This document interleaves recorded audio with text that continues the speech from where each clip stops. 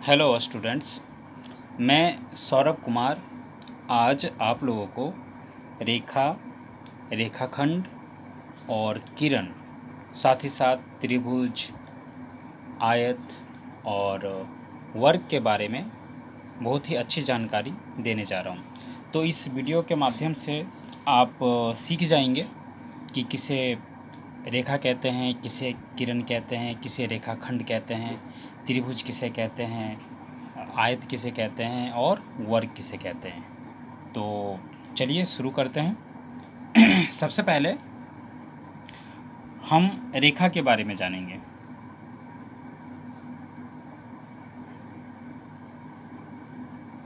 रेखा, तो इसे हम इंग्लिश में लाइन कहते हैं। अब देखिए, रेखा जो होती है, सबसे पहले हम उसे देखेंगे कैसे ड्रॉ किया जाता है। देखिए, तो ये हुई रेखा। अब रेखा में आप ध्यान दे सकते हैं, रेखा के दोनों तरफ तीर का निशान बना हुआ होता है, इसे ही हम रेखा कहते हैं। इसके बारे में आपको जानना बहुत ज़रूरी है कि अगर हम इसे नाम देना चाहें तो इसे हम नाम कुछ भी दे सकते हैं, कोई भी अल्फ़ाबेट के लेटर से, जैसे ए बी। इस रेखा का नाम हम लिख सकते हैं रेखा ए बी। ओके, इसे हम लिख सकते हैं रेखा ए बी। उसके बाद देखिए, जैसे कि इसमें ए बी रेखा लिखा हुआ है, अगर हम इसे मापना चाहें तो हम इसे माप नहीं सकते, क्योंकि रेखा को मापा नहीं जा सकता है। रेखा के दोनों ओर जो तीर का निशान है वो हमें ये दिखाता है कि इसे दोनों ओर बढ़ाया जा सकता है और बिल्कुल असीमित रूप से बढ़ाया जा सकता है। इसी कारण से हम इसकी लंबाई को माप नहीं सकते हैं। तो आप समझ गए हैं कि रेखा जो होती है उसकी लंबाई को मापा नहीं जा सकता है, और उसे हम कैसे बनाते हैं, वो दिखने में कैसा होता है। ओके, तो इसे हम रेखा ए बी, और अगर कोई दूसरे एक ऐसे भी हम इसे लिख सकते हैं। देखिए, ऐसा साइन देकर भी हम इसे लिख सकते हैं रेखा ए बी। ओके, और एक बात, अगर आप चाहें कि हम इसमें कैपिटल लेटर का यूज़ ना करें तो इसके लिए भी आप, देखिए मैं दूसरा चित्र बनाता हूँ, आप इसे सिर्फ कोई स्मॉल लेटर यूज़ करके लिख सकते हैं। जैसे ये मैंने लिखा, ये है रेखा एल।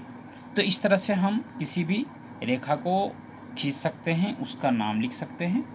संकेत में ऐसे लिखा जाता है, और अगर हम स्मॉल लेटर का यूज़ करें तो केवल एक ही लेटर का यूज़ करेंगे, और इस तरह से हम इसे लिख सकते हैं। चलिए, अब हम आते हैं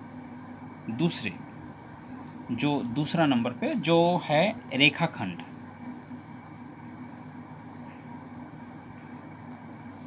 अब जो रेखाखंड है उसे हम इंग्लिश में लाइन सेगमेंट कहते हैं।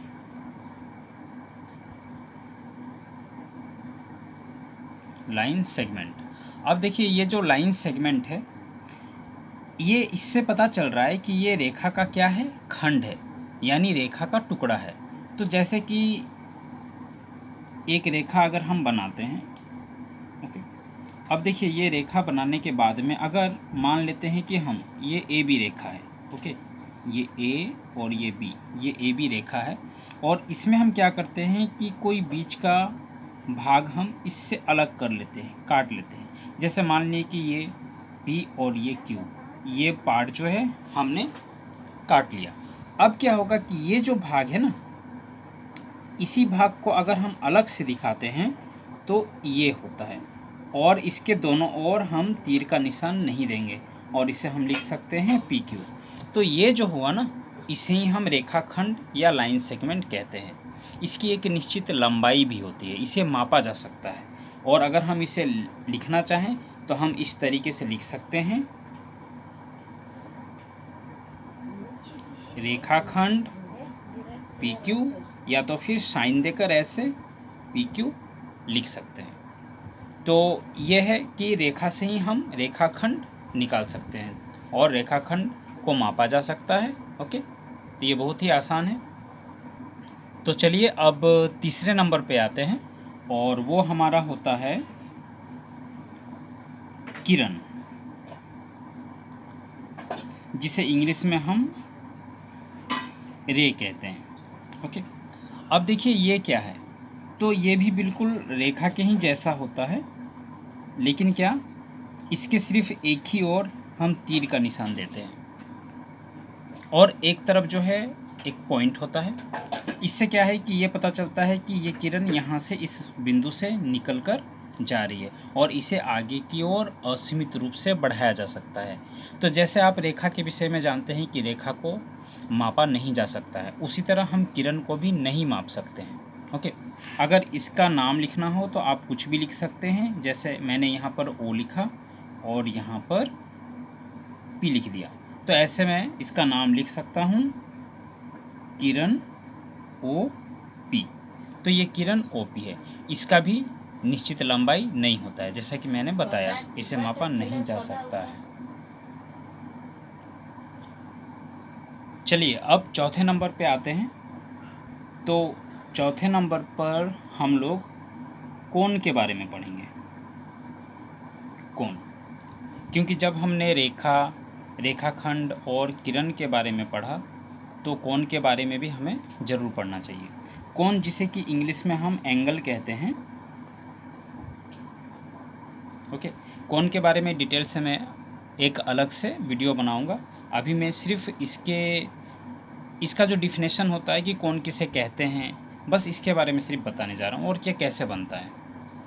देखिए, अगर कोई बिंदु है, जैसे ये बिंदु है, अब इस बिंदु से अगर दो किरण इस प्रकार निकलती है,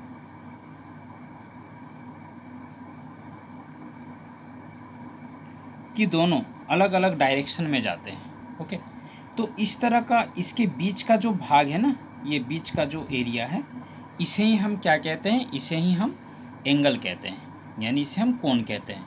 तो हम देख सकते हैं कि दो किरणों के बीच वाला जो भाग होता है उसे हम कोण कहते हैं। तो कोण ऐसे बना होता है। उसके बाद ज़रूरी नहीं है कि कोण सिर्फ दो किरण के बीच में ही बनता है। अगर हम दो रेखाखंड अगर हम लेते हैं, ओके, अगर हम दो रेखाखंड लेते हैं जिसकी लंबाई निश्चित है, तो भी उसके बीच का जो ये हिस्सा इस तरह का बनता है, इसे भी हम कोण कहते हैं। तो ये हमारा कोण हुआ। इसका अगर हम नाम देना चाहें तो देखिए, इस बिंदु का नाम ओ लिखा और किरण का भी एक नाम होता है, तो इसे मैंने ए लिख दिया, इसे मैंने बी लिख दिया, और इस तरह से इस कोण का नाम होगा कोण ए ओ बी। और उसके बाद ये जो है, अगर मैंने ये जो बिंदु है, इसका नाम अगर मैं रख देता हूँ, इसका भी ओ रखता हूँ, और ये लिख दे रहा हूँ जैसे P और ये Q, तो इस कोण का नाम होगा, देखिए, कोण POQ। हमेशा ध्यान रखना चाहिए कि जो बीच में होता है, यानी जैसे कि O यहाँ पर बीच में है, बस कोण वही है। ओके, जैसे इसमें देखिए, इसमें भी O बीच में है, तो यही कोण को दिखा रहा है। अगर मैं और एक एग्जांपल देता हूँ, अगर देखिए मैंने ये बनाया, ये कोण बनाया, अब मान लेता हूँ कि मैं इसका नाम दे रहा हूँ P, इसका Q, इसका R। अब देखिए, अगर इसका नाम लिखना हो तो इसका नाम भी क्या होगा, एंगल PQR। तो ये जो बीच का जो लेटर है ना, वो एक्चुअल में कोण को दिखाता है।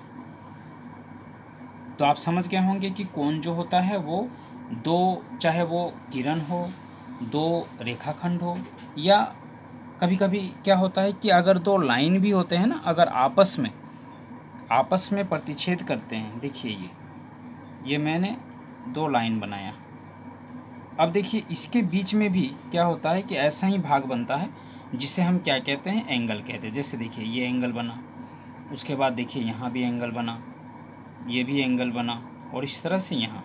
तो एंगल हम जब भी दो रेखाएं, दो किरण या फिर दो रेखाखंड एक दूसरे को जब भी किसी पॉइंट पर प्रतिच्छेद करते हैं, तो इससे एंगल बनता है। ओके, चलिए अब 5वें नंबर पर आते हैं। 5वें नंबर में हम त्रिभुज के बारे में पढ़ेंगे।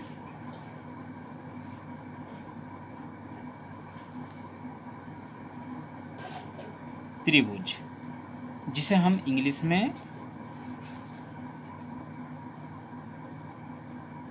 ट्राइंगल कहते हैं।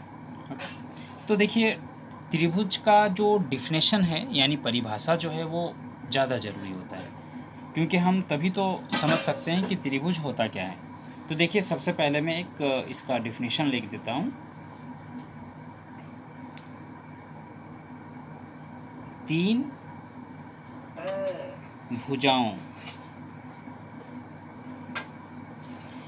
भुजाओं से घिरे हुए क्षेत्र को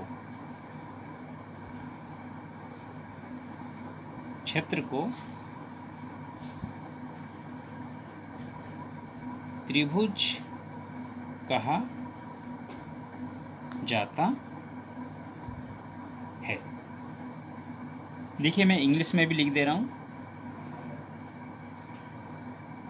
एन एरिया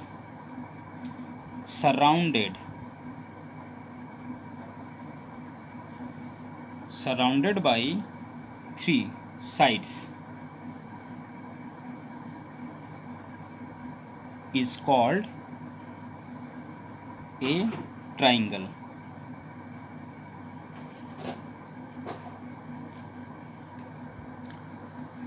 तो आपको बताया गया कि 3 भुजाओं से घिरे हुए क्षेत्र को त्रिभुज कहा जाता है। अब देखिए, हम इसका चित्र बनाते हैं, आप देखिए, समझिए। देखिए, ये रहा एक रेखाखंड, ये दूसरा रेखाखंड और ये तीसरा रेखाखंड। इस तरह से आप देख सकते हैं कि 3 रेखाखंड से, जिसे हम भुजा भी कहते हैं, तो इससे घिरे हुए जो बीच में ये जो क्षेत्र बना ना, इसे ही हम त्रिभुज कहते हैं। अब त्रिभुज जो है, इसका भी एक नाम दिया जा सकता है, ABC। तो ये एक त्रिभुज है। त्रिभुज का नाम क्या है? ABC। इसे अगर हम लिखें तो ऐसे लिख सकते हैं, त्रिभुज ABC। अब देखिए, इसमें क्या है, इसकी भुजाएं हम पहले पहचानेंगे कि त्रिभुज जो होता है, एक त्रिभुज जो होती है, तो उस त्रिभुज में क्या क्या होता है। देखिए, त्रिभुज में 3 भुजाएं होती हैं। देखिए, इसकी विशेषताएं हम लिखते हैं।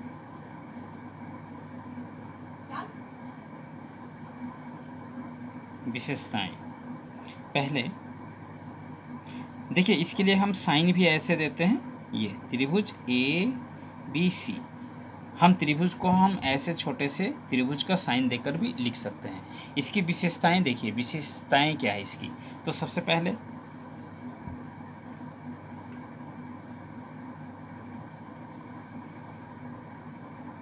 त्रिभुज में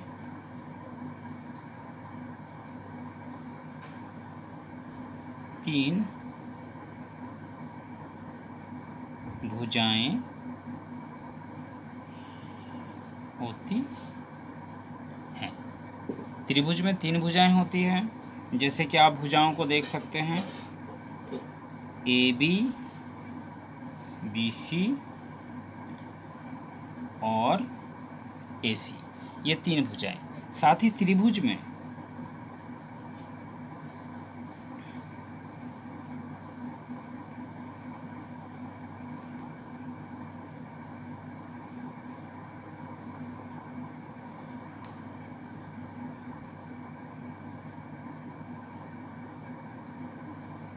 त्रिभुज में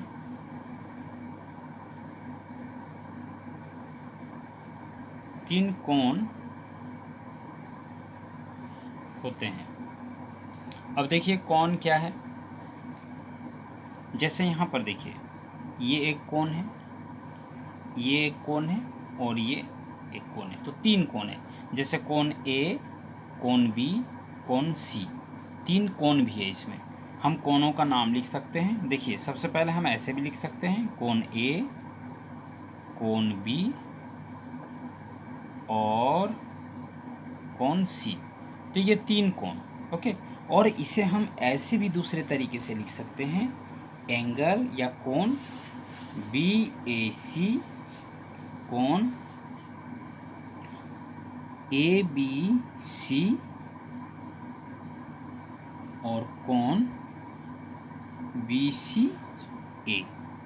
ये लिखने का तरीका होता है, जैसे कि मैंने आपको पहले बताया था कोण बताते वक्त, कि बीच में जो लेटर होता है उसी से कोण को दिखाया जाता है। तो इसी कारण से हम यहाँ पर देख रहे हैं कि ये ए कोण के बारे में ये भी बता रहा है, ये दोनों ही ए कोण के बारे में, ये दोनों ही बी कोण के बारे में, और ये दोनों ही सी कोण के बारे में। तो इस तरह से ये इसमें त्रिभुज में 3 भुजाएं और 3 कोण होता है। अब देखिए त्रिभुज के बाद चलिए अब 6 नंबर में हम आयत के बारे में पढ़ते हैं। आयत, जिसे हम इंग्लिश में रेक्टेंगल कहते हैं। अब रेक्टेंगल क्या है? तो रेक्टेंगल एक चतुर्भुज होता है, ओके, यानी ये क्वाड्रिलेटरल होता है, और इसकी जो आमने सामने की जो भुजाएं होती है ना, वो बराबर होती है, ओके। जैसे देखिए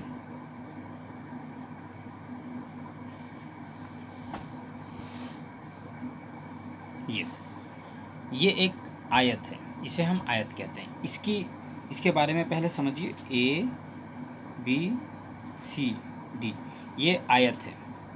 देखिए इसकी जो दोनों भुजाएं होती है, जैसे ये देखिए ये और ये, इसे हम आमने सामने की भुजा कह सकते हैं या अपोजिट साइड भी कह सकते हैं, ओके। तो ये दोनों अपोजिट साइड से AB और CD जो आपस में बराबर होती है, और उसके बाद इसी तरह AD और BC ये दोनों भी आपस में बराबर होते हैं। तो एक आयत जो होता है, इसकी दो भुजाएं जो होती है, आमने सामने की जो दो भुजाएं होती है वो आपस में बराबर होती है, ओके, और समांतर भी होती है। जैसे देखिए इसमें AB समांतर CD और AD समांतर BC, और साथ ही साथ AB इक्वल टू CD और AD इक्वल टू BC। तो इस तरह से एक आयत में ये गुण पाए जाते हैं, आमने सामने की भुजाएं जो होती है वो बराबर भी होती है और समांतर भी होती है। साथ ही साथ इसकी जो कोण होती है ना, प्रत्येक कोण वो 90 डिग्री होती है, यानी हम कह सकते हैं प्रत्येक कोण समकोण होता है, यानी राइट एंगल। देखिए चारों कोण 90 डिग्री। अगर आप चाहें तो ऐसे लिख सकते हैं, angle A equal to angle B equal to angle C equal to angle D equal to 90 degree. चलिए अब 7वें नंबर में हम वर्ग के बारे में जानेंगे, जिसे हम इंग्लिश में स्क्वायर कहते हैं। वर्ग क्या होता है? देखिए मैं ये चित्र बना रहा हूँ, ध्यान दीजिएगा। ये जो चित्र है ये एक वर्ग है, ओके। PQRS, देखिए मैंने इसका एक नाम रखा है PQRS, ओके। तो ये स्क्वायर है, PQRS एक स्क्वायर है, या इसे हम वर्ग कहेंगे, एक वर्ग है। इसमें क्या विशेषताएं हैं? इसकी सभी भुजाएं यानी सभी जो साइड्स है ना वो इक्वल होती है, बराबर होती है। जैसे हम लिख सकते हैं पॉइंट नंबर 1 कि PQ equal to QR equal to RS equal to PS, यानी इसकी चारों भुजाएं जो होती है वो बराबर होती है। साथ ही साथ इसकी चारों कोण भी बराबर होती है। P equal to Q equal to R equal to S, ये भी 90 डिग्री होती है। हम यहाँ पर ऐसे लिखकर दिखा सकते हैं।